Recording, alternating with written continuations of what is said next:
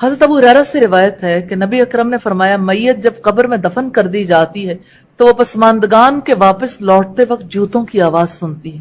اگر میت مومن ہو تو اسے قبر میں کہا جاتا ہے بیٹھ جاؤ اور وہ بیٹھ جاتا ہے اور اسے سورج غروب ہوتا دکھایا جاتا ہے.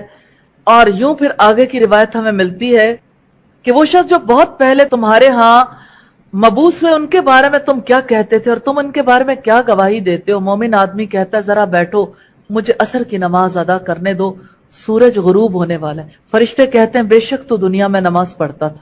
ہم جو بات پوچھ رہے ہیں اس کا ہمیں جواب دو. بتاؤ وہ شخص جو بہت پہلے تمہارے درمیان مبعوث کیے گئے ان کے بارے میں تم کیا کہتے تھے، کیا گواہی دیتے تھے؟ مومن آدمی کہتا ہے وہ حضرت محمد صلی اللہ علیہ وسلم ہے، میں گواہی دیتا ہوں وہ اللہ کے رسول ہیں، اللہ کی طرف سے حق لے کر آئے.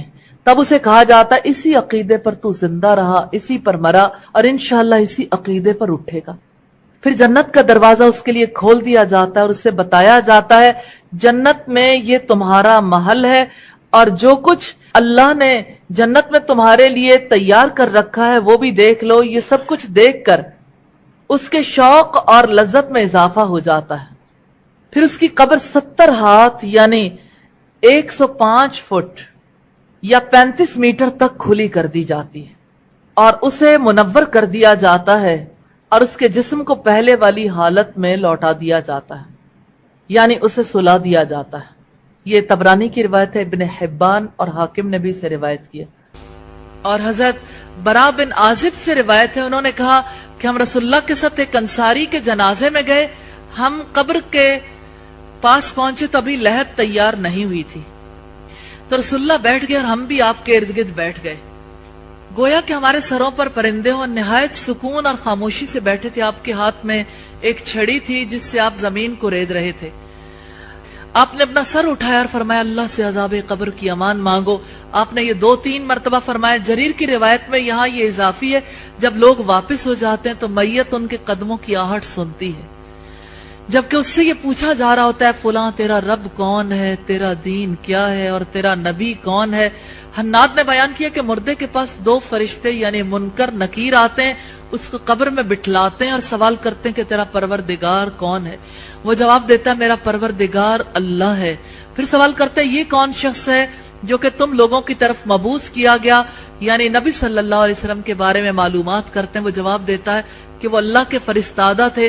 پھر وہ دونوں فرشتے کہتے تم کو یہ کہاں سے پتا چلا؟ وہ جواب دیتا ہے میں نے کتاب الہی یعنی قرآن کریم کی تلاوت کی اور اس پر ایمان لایا، اس کو برحق سمجھا. اسی طرح سے ایک اور روایت ہمیں ملتی ہے. جریر کی روایت میں مزید یہ ہے کہ اس فرمان کے مطابق اللہ تعالیٰ ایمان والوں کو ایک مضبوط بات سے دنیا کی زندگی اور آخرت میں ثبات عطا کرتا ہے. پھر وہ دونوں روایت کرنے میں متفق ہیں. فرمایا پھر آسمان سے منادی کرنے والا اعلان کرتا ہے تحقیق میرے بندے نے سچ کہا، اسے جنت کا بستر بچھا دو اور جنت کا لباس پہنا دو اور اس کے لیے جنت کی طرف سے دروازہ کھول دو.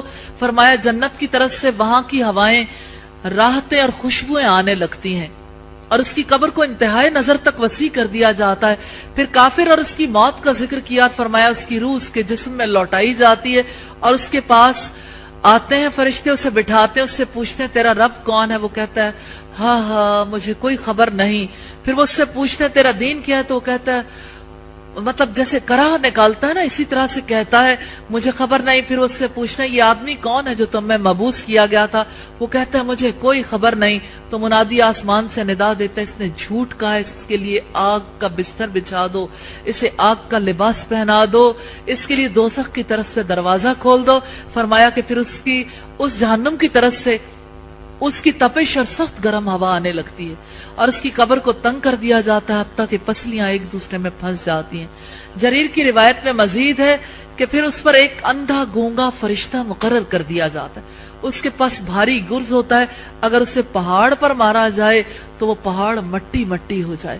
پھر وہ اس کے ساتھ اسے ایسی چوٹ مارتا ہے جس کی آواز جنوں اور انسانوں کے علاوہ مشرق اور مغرب کے درمیان کی ساری مخلوق سنتی ہے. استغفر اللہ. پھر وہ مٹی ریزہ ریزہ ہو جاتا ہے. فرمایا پھر اس میں روح لوٹائی جاتی ہے، یعنی یہ عمل جاری رہتا ہے. ابو داؤد کی روایت ہے 4753 نمبر پر. اس سے پتہ چلتا ہے کہ برزخ کی زندگی ہے، ہمیں زندگی کا شعور نہیں. وہ زندگی کس نوعیت کی ہے، لوگ کیسے اٹھیں گے، کیسے جواب دیں گے، کس طرح انہیں سلا دیا جائے گا، کیسے وہ اس ماحول میں وہی اسی طرح کے محسوسات ہوں گے. نمازی جو ہے وہ چاہے گا میں نماز پڑھ لوں، عصر کا وقت جا رہا ہے، اور اسے کہا جائے گا وہ وقت تو گیا، اب تو ہمیں ہمارا جواب دو، کیونکہ زندگی میں نمازیں فرض ہیں، موت کے بعد تو نماز کا وقت نہیں رہے گا. تو رسول اللہ کی گواہی دینے کے بعد ہی کسی کو سکون نصیب ہو سکتا ہے. یہ گواہی، عقیدہ ضروری ہے، اس لیے عقیدے کو سیکھنا لازم ہے ہر مسلمان پر.